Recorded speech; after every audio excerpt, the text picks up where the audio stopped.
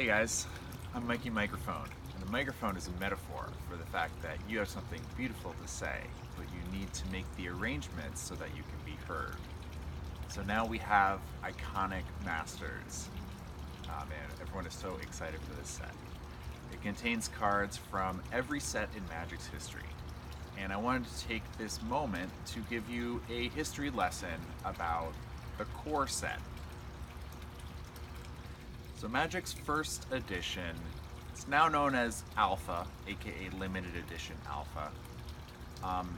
At that time, I'm not sure if it had a name. Limited Edition, I don't know.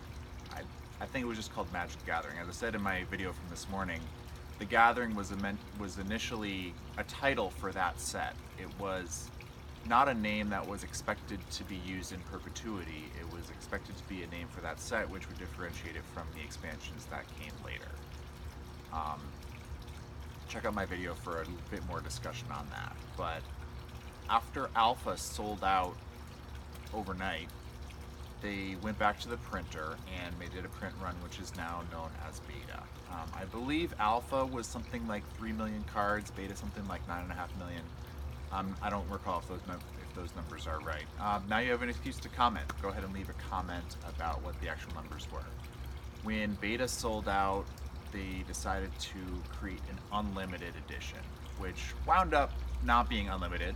They printed it, for a few months or a year, but it was ultimately limited. But the reason that the cards had a white border was to signify that it was unlimited and that the black border cards were rarer and therefore more valuable. So from that point, core sets began to have white borders, and the white borders represented that they were reprints, and the reprint meant that they were less valued than the original editions, okay?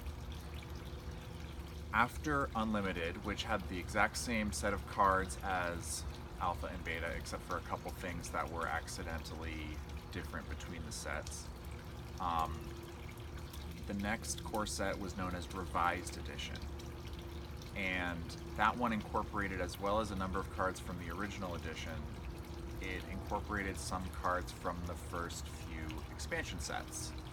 The first expansions were Arabian Nights, Antiquities, Legends, and the Dark.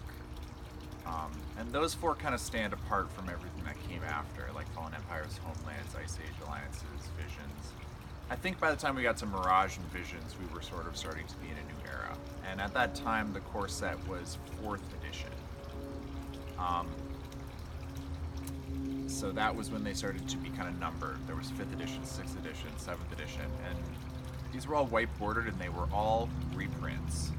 So they included cards from previous expansions. There was some kind of a delay before a card could be in that set, I think, but they had a major stigma. White border cards did not look as good. They were almost never valuable. They got dirty, pretty rapidly because card sleeves were not as sophisticated back then, so they didn't keep the cards as clean when they were even being used. And the white border thing was a major bummer in general. It was not seen as a good thing almost ever back in those days. And so eventually Wizards decided, let's go ahead and use a black border for these core sets. We don't need to signify when things are being reprinted.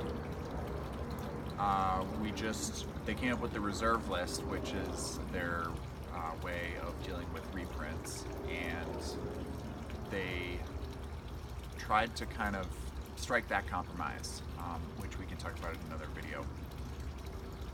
So core sets still contained all reprints until M10. It switched from 10th edition to M10 as the naming scheme. So at that point, they started to include some original designs, and they continued with that numbering scheme until M15, and then the final core set was called Origins. So Origins had a huge number of new designs. It had fewer reprints than the other core sets. And it was designed to step into a new era of storytelling around the Planeswalkers. So Magic has always been built around this concept of planeswalking, which is that some individuals have this ability to jump from one universe to another. And so the idea of planeswalking it's a great sort of fantasy concept, and the way that Magic sets have been built around these different planets with different communities has always been very well executed.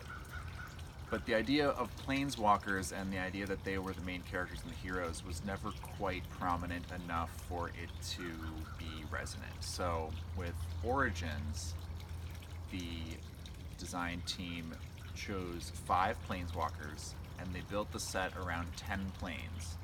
Each planeswalker had a plane where they were born and a plane where they ended up the first time they planeswalked. And that first planeswalk is called Igniting the Spark. And igniting the spark that allows you to be a planeswalker, that happens when you undergo a traumatic event. So Origins told the stories of how these 5 individuals underwent that transformation, and it showed us a lot of the story of the planes where they began and the planes where they ended up. And a lot of those are planes that have already been expressed in Magic sets. Some of them still haven't been expressed. Origins signaled a new beginning of a era where we were not going to have core sets. The reason that this decision was made was because the flavor of core sets was a lot blander. It kind of represented the basic edition of what Magic was. You had like Giant Growth, Lightning Bolt, and like whatever else.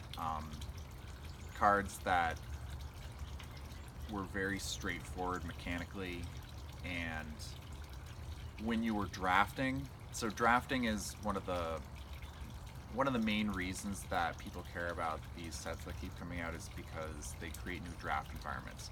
And the core set created a draft environment that was less complex.